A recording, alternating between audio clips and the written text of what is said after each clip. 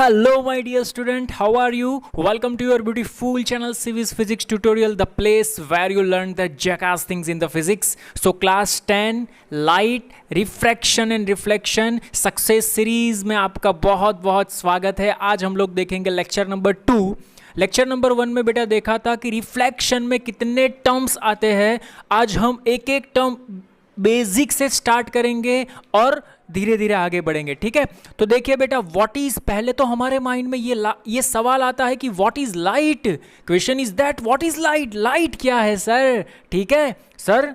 किसी भी जब रात को हम अंधेरे में जाते हैं तो स्विच ऑन करते हैं तो ट्यूबलाइट ऑन करती है, उसको हम बोलते हैं लाइट। नहीं बेटा, लाइट मीन्स व्हाट, आपकी आंख में कुछ सेंसेशन होता है कि वहां पे आपकी आंख में कुछ रेज जाते हैं और रिफ्लेक्ट होकर बाहर निकलते हैं उस ऑब्जेक्ट पे, तो आपको पता चलता है कि वहां पे कोई बैठा हुआ है, वहां पे कोई ऑब्जेक्ट रखा हुआ है, ठीक है। अंधेरे में जाओगे तो ठोकर लगने की वजह से आप गिर भी सकते हो अगर लाइट नहीं है तो। इज इट क्लियर और नॉट? व्हाट इज लाइट बेटा? तो light is the form of energy which produce the sensation of site, which produce the sensation of site. बेटा लाइट का स्टडी क्या है, देख मेरे भाई, एक मैक्सवेल करके एक साइंटिस्ट था। कौन था बेटा? मैक्सवेल। आप लोगों ने रेनबो देखा है क्या? उसमें 7 स्पेक्ट्रम, 7 कलर्स होते हैं जिसको हम बोलते हैं स्पेक्ट्रम। सेम वे यहाँ पे मैक्सवेल ने अपना खुद का एक स्पेक्ट्रम रिप्रेजेंट किया था। उसने बेटा डिफरेंट टाइप्स के वेव्स उसने रिप्रेजेंट किए थे। वो वेव्स कौन से थे मैं आपको बताता हूँ। देखो, एक वेव्स था बेटा रेडियो वेव, दूसरा था माइक्रोवेव, ठीक है, तीसरा था बेटा अल्ट्रावायोलेट, और उसके बाद था विजिबल रीजन, ठीक है, और बेटा था एक गामा रेज, ठीक है, एक था बेटा X rays. Is it clear? और एक था बेटा इंफ्रारेड। कौन सा था बेटा? इंफ्रारेड। ये 7 कलर, 7 रेज उसने रिप्रेजेंट किए थे। उसमें बेटा ये जो है ना visible, visible visible visible means जो हम देख पाते हैं, जिस रेज को हम देख पाते हैं उसका जब हम स्टडी करते हैं उसी को बोलते हैं बेटा रिफ्लेक्शन और रिफ्रैक्शन। बाकी के जो रेज है बेटा वो हम देख नहीं पाते। रेडियो वेव्स जो आप एफएम सुनते हो तो वो उसकी फ्रीक्वेंसी ये वाले वेव्स सेट करते हैं। You understand what I am saying? X rays करवाने आप जाते हो हॉस्पिटल में, जब आपको क्रैक हो जाती है तो आपको क्या करते हैं बेटा? लेटा दिया जाता है और एक्सरेज आपके ऊपर गिराते हैं, लेकिन आप उसे देख नहीं सकते, फोटोकॉपी उसकी देख सकते हो, हाँ यहाँ पे आपका ये फ्रैक्चर है, तो वो वाले रेज जिसको हम बोलते हैं एक्सरेज। तो there are total 7 types of rays, इसको हम बोलते हैं स्पेक्ट्रम। किसने दिया था बेटा? मैक्सवेल ने दिया था। लेकिन हमें ये पूरा स्टडी करने का नहीं है, हमें तो सिर्फ विजिबल रीजन को स्टडी करना है। विजिबल मीन्स जो रेज हमें दिखाई देते हैं बेटा उसकी रेंज होती है, उसकी रेंज होती है 4000 एंगस्ट्रॉन्ग टू 7800 एंगस्ट्रॉन्ग। ये यूनिट आपके लिए नया है बेटा।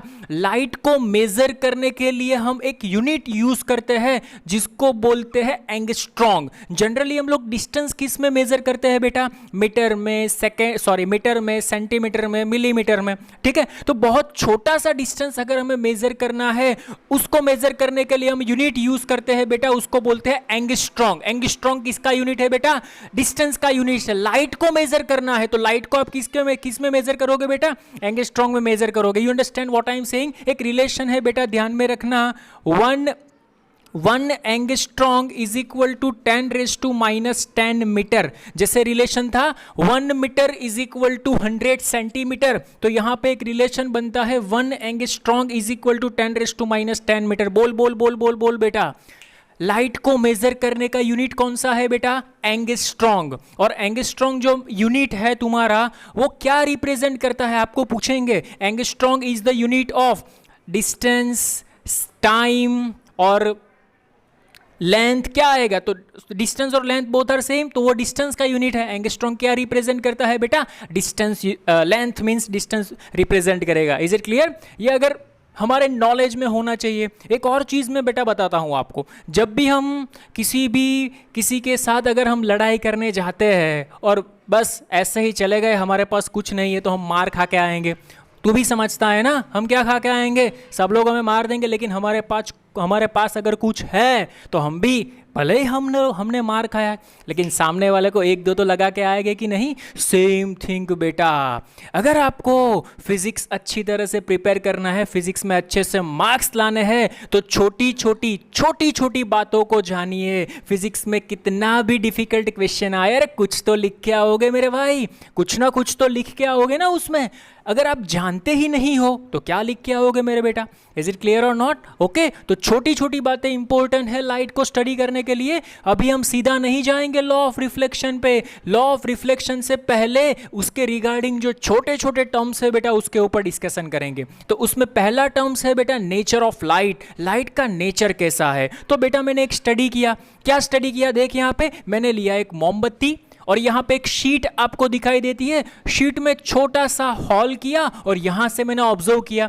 ठीक है, तो मैंने मोमबत्ती ली। मोमबत्ती में से वैसे तो बहुत सारी डायरेक्शन में रेज निकलती है, ऐसे ऐसे, लेकिन एक रेज ये हॉल में से पास हुई और मैंने यहाँ से ऑब्जर्व किया तो मुझे दिखाई दिया कि यहाँ से जो रे निकली वो ऐसे गई और मुझे दिखाई दिया मोमबत्ती का लाइट था वो। इज इट क्लियर और नॉट? बट अगर मैंने ये स्लीट को थोड़ा सा ऊपर और थोड़ा सा नीचे कर दिया, सोचो यहाँ पे तो हॉल है, अगर आपने इसको थोड़ा सा नीचे कर दिया, देख अगर ये हॉल थोड़ा सा आपने नीचे खसका दिया, ऐसे नीचे, ओके, ये हॉल यहाँ से गायब आपने हॉल कर दिया यहाँ पे, सीधी सी बात है बेटा, यहाँ से लाइट जा ही नहीं रही तो इसको दिखाई ही नहीं देगी। तो यहां से पता चला कि लाइट का नेचर सीधा चलने का है। लाइट कैसे चलती है बेटा? लाइट रे कैसे चलती है? सीधा चलती है, टेढ़ी मेढ़ी नहीं चलती। इज इट क्लियर और नॉट? समझ में आ रहा है बेटा मेरी बात? तो यहां से फर्स्ट ऑब्जर्वेशन निकला कि लाइट का प्रोपोगेशन कैसा है? सीधा, मींस रेक्टिलिनियर। इसको क्या बोलते हैं फिजिक्स की लैंग्वेज में?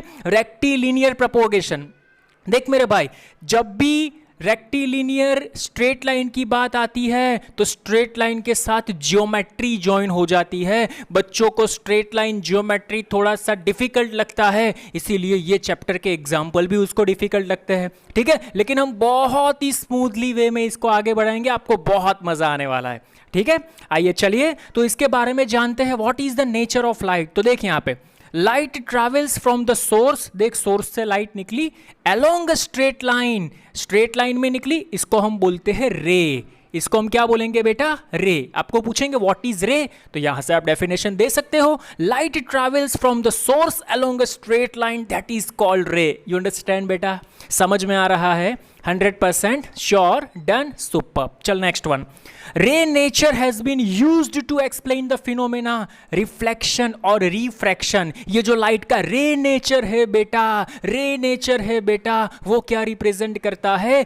हम दो फिनोमेना को एक्सप्लेन करवाते हैं, रिफ्लेक्शन और रिफ्रैक्शन। इज इट क्लियर और नॉट? तो पहले हम देखेंगे रिफ्रैक्शन, लेकिन अभी नहीं, वो तो हम नेक्स्ट लेक्चर में ही देखेंगे। अभी तो बहुत छोटे छोटे हम बोलते हैं ना बेटा, जितने भी हम हथियार इकट्ठा कर पाए वो कर लो, बाद में युद्ध करने जाओ, डिसम डिसम, बहुत मजा आने वाला है। ठीक है, आइए चलिए, तो ये छोटे छोटे हमारे पास वेपन्स हैं, हम कलेक्ट करेंगे, उसके बाद जाएंगे कहाँ पे बेटा? रिफ्लेक्शन पे। तो रिफ्लेक्शन में आपको बहुत मजा आएगा। Is it clear? रट्टा मारने में कुछ नहीं रखा है बेटा, यहां से फिल द फिजिक्स। ओके, चल देख यहाँ पे next one, characteristics of light. अरे लाइट का कैरेक्टरिस्टिक्स क्या है? देखा तो सही, चलो सर लाइट है, मान लिया कि दैट इज लाइट, लेकिन उसकी कुछ कैरेक्टरिस्टिक्स तो होनी चाहिए ना। सीधी सी बात है बेटा, हम किसी के साथ एक बार बात करो और थोड़ी ना फ्रेंडशिप कर लेते हैं, वो थोड़ी ना हमारे समझ में आता है।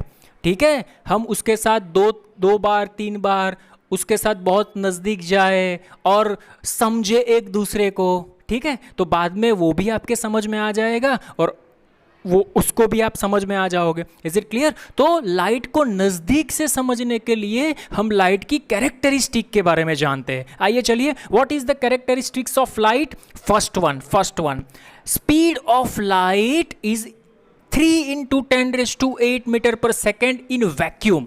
वैक्यूम में जो लाइट की स्पीड होती है बेटा, वो कितनी होती है? 3 × 10⁸ मीटर पर सेकेंड। ये लोगों ने प्रैक्टिकली प्रूफ किया हुआ है। ठीक है, वाटर में इसकी स्पीड बेटा डिक्रीज हो जाती है, इट इज इक्विवेलेंट टू 2.25 × 10⁸, और अगर आप ग्लास की बात करो तो ग्लास में उसकी स्पीड होती है बेटा 2 × 10⁸ मीटर पर सेकेंड। ठीक है, ये डेटा है, हमारे लिए काम का नहीं है, लेकिन हमारे ध्यान में रहना चाहिए। इज इट क्लियर और नॉट? नेक्स्ट वन देख, ये बहुत बढ़िया है।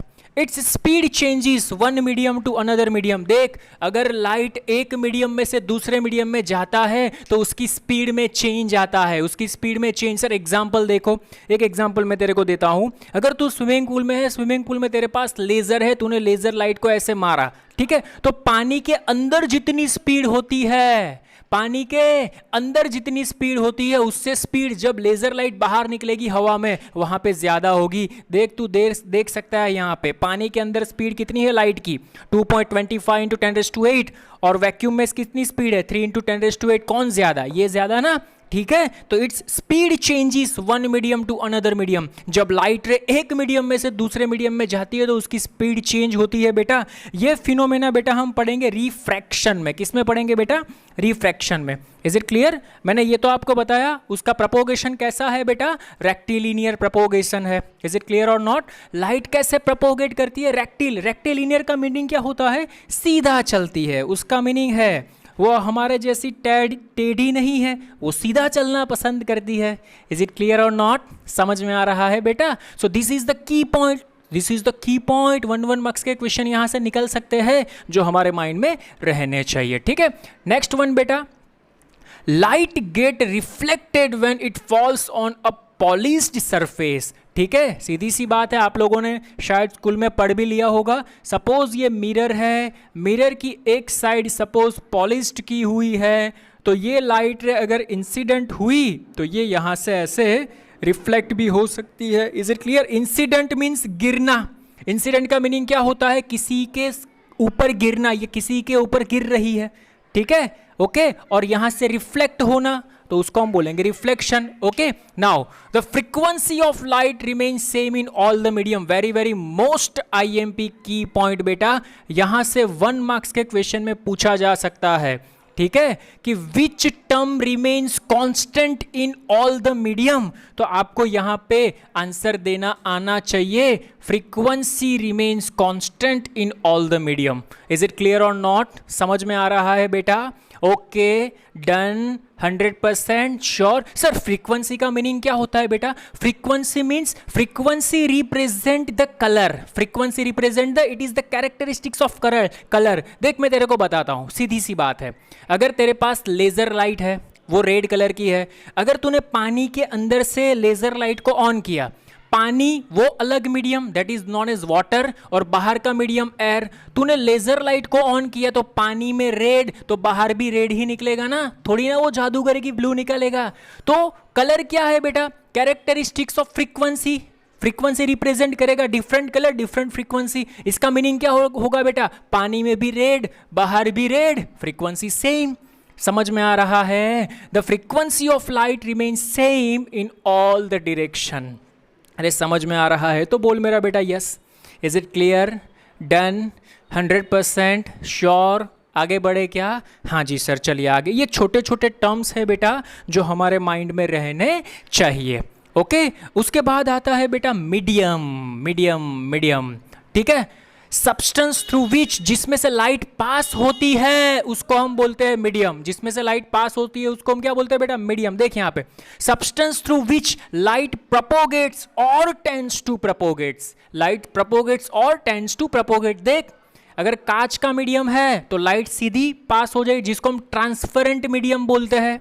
अरे समझ में आ रहा है? ट्रांसपेरेंट मीडियम बोलते हैं। ट्रांसपेरेंट मीडियम में क्या होता है बेटा? लाइट ट्रांसफर होती है। जबकि सेमी ट्रांसपेरेंट मीडियम में क्या होता है? लाइट जितनी इंटेंसिटी होती है उतनी सभी लाइट ट्रांसफर नहीं होगी। अरे सीधी सी बात है, अगर आप देखो बेटा तो आपके घर में एक बल्ब लगा हुआ है, ठीक है, और बल्ब लगा हुआ है, बल्ब के आगे ऐसे कांच रख दोगे, ग्लास रख दोगे, तो ग्लास में से नंबर ऑफ रेज बाहर निकलेगी। लेकिन आपने रफ सरफेस वाला ग्लास लगाया हुआ है तो सभी रेज उसमें से बाहर नहीं निकलेगी। और अगर आपने वुड की प्लेट पकड़ रखी है तो कुछ बाहर नहीं निकलेगा। जो वुड है बेटा उसको हम बोलते हैं ओपेक मीडियम। कौन सा मीडियम? ओपेक मीडियम, जिसमें से कोई रे पास नहीं होती। ट्रांसपेरेंट मीडियम ग्लास, और ट्रांसलेंस मीडियम जिसको हम बोलते हैं ऑयल ऑयल पेपर, आप ऑयल पेपर ले लो, ऑयल पेपर में से सभी रे ट्रांसमिट होके नहीं निकल सकती। यू अंडरस्टैंड बेटा what I am saying, that समझ में आ रहा है तो बोल yes sir. Is it clear? This all are the बेटा छोटे छोटे टर्म्स जो हमारे लिए जानने जरूरी होते हैं। आप फर्स्ट टाइम पढ़ रहे हो ये चैप्टर, इसीलिए अगर आप 12th में यही चैप्टर पढ़ रहे होते तो ये टर्म्स आप ऑलरेडी 10th में पढ़ चुके होते हो, तो वहां पे ये सभी चीजें एक्सप्लेन करना जरूरी नहीं बनता है। इज इट क्लियर और नॉट? समझ में आ रहा है? हाँ जी सर, चलिए आगे बढ़े। नेक्स्ट टर्म बेटा बोलते हैं रे। इसी के साथ खेलना है पूरे चैप्टर में। रे, जैसे रामायण में ऐसे भगवान श्री राम एरो चलाते हैं ना, उस हिसाब से यहाँ से भी हमें एरो के साथ खेलना है। अगर आप इसके साथ खेलना सीख गए तो बहुत मज़ा आने वाला है ये चैप्टर में। ओके, रे किसको बोलेंगे बेटा? The straight line path along which light travels in a homogeneous medium।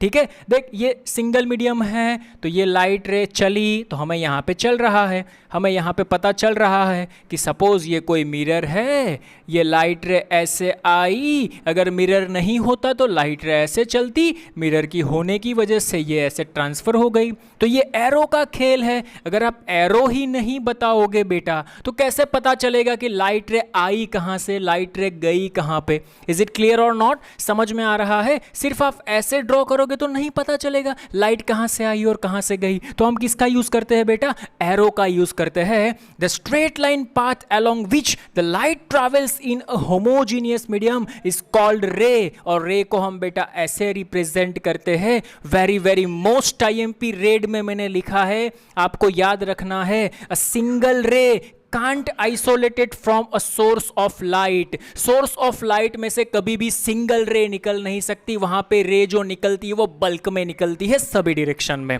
Is it clear और नॉट? अब ले लो कोई बल्ब ले लो या तो ट्यूबलाइट ले लो। ठीक है, ट्यूबलाइट में ऐसा थोड़ी ना होता है कि एक ही कॉर्नर में एक रे ही निकली। अगर एक रे निकलती तो इतना पूरा लाइट ही नहीं होता, इतना उजाला ही नहीं होता। यू अंडरस्टैंड बेटा what I am saying that? Okay done, okay sir done. चलिए सो अभी हम लोगों ने कौन कौन से टर्म्स देखे बेटा? सक्सेस सीरीज लेक्चर 2 में लाइट देखा, नेचर ऑफ लाइट देखा, कैरेक्टरिस्टिक्स ऑफ लाइट देखा, मीडियम देखा, रे देखा। Is it clear? उसके बाद आता है बेटा बीम। बीम का मीनिंग क्या होता है? Bundle of rays. देख, बंडल ऑफ रेज, एक मार्कर एक रे, तो 4 मार्कर 4 ले, जिसको हम बोलेंगे बंडल ऑफ रेज। इसको हम क्या बोलेंगे बेटा? Bundle of rays. तो there are 3 types of beam, converging, diverging and parallel. Converging, diverging and parallel. कौन कौन से? कन्वर्जिंग, डाइवर्जिंग और पैरेलल। कन्वर्ज, कन्वर्ज मीन्स मिलना। कन्वर्ज का मीनिंग क्या होता है बेटा? मिलना। तो देख यहाँ पे अगर सभी रे मिल रही है तो इस टाइप के बीम को हम बोलते हैं कन्वर्जेंट बीम। कौन से बीम बेटा? Convergent beam. कौन से बीम बेटा? Convergent beam. अगर यहाँ पे देख ये बीम अलग अलग यहाँ से स्टार्ट हुई, एक दूसरे से अलग अलग दूर दूर जा रही है। ठीक है, दूर जाना मीन्स डाइवोर्स होना, डाइवर्स का मीनिंग अलग पड़ना। तो यहाँ पे ये अलग अलग जा रही है तो इसको हम बोलते हैं डाइवर्जेंट बीम। कौन सा बीम बेटा? Divergent beam. अरे समझ में आ रहा है तो बोल मेरा बेटा yes. Is it clear? 100% sure. और लास्ट वन बेटा पैरेलल बीम्स। अगर ये सभी जो रेज है वो एक दूसरे के साथ इक्वल डिस्टेंस रख के आगे बढ़ रही है तो इसको हम बोलेंगे पैरेलल बीम। कौन सा बीम बेटा? Parallel beam. Is it clear? किसको बोलेंगे beam? Beam means a bundle और bunch of ray called beam. ठीक है, तो बीम कभी भी लिखा हो तो आपको पता चलना चाहिए कि it is the bundle of rays. Converging का मीनिंग होता है मिलना, डाइवर्जिंग का मीनिंग होता है अलग पड़ना। Is it clear? 100% sure, done, okay. और उसके बाद बेटा आता है object. There are 2 types of object, real object and virtual object. उसके बारे में बेटा हम जब मिरर के बारे में डिस्कशन करेंगे तब भी मैं आपको बताऊंगा कि रियल ऑब्जेक्ट कब बनता है और वर्चुअल ऑब्जेक्ट कब बनता है। Is it clear? ओके, तो आज के लेक्चर में बेटा हम लोगों ने क्या क्या डिस्कशन किया? हम लोगों ने छोटे छोटे इंस्ट्रूमेंट उठा लिए, उसका यूज करेंगे लॉ ऑफ रिफ्लेक्शन में। ओके, ये छोटे छोटे टर्म्स है जो लाइट को स्टडी करने के लिए हमारे माइंड में क्लियर होने चाहिए। अगर ये टर्म्स आपके माइंड में बेटा क्लियर नहीं है तो आपको स्टडी करने में थोड़ा सा दिक्कत हो सकता है। तो पहले ये जितने भी टर्म्स आज हम लोगों ने देखे वो एक बार आप स्टडी कर लेना। बाद में हम नेक्स्ट लेक्चर में जाएंगे बेटा लॉ ऑफ रिफ्लेक्शन में, बहुत ही मजा आने वाला है आपको। ठीक है, एक एक टर्म्स हम लोग डिस्कशन करेंगे। What is incident ray, what is incident angle, what is reflected ray, what is reflected angle, what is normal, what is plane mirror, उसका फिनोमेना, उसका जो लॉ है वो क्या है, उसके बारे में हम लोग बेटा डिस्कशन करेंगे नेक्स्ट लेक्चर में। आई होप आपको ये आज का मेरा वीडियो लेक्चर अच्छा लगा होगा। अच्छा लगा हो तो like it. Thank you so much. और आपको कोई नोट्स, स्टडी मटेरियल कुछ भी चाहिए तो you can contact me on my WhatsApp number. Thank you so much. Thank you all of you. Thank you all of you.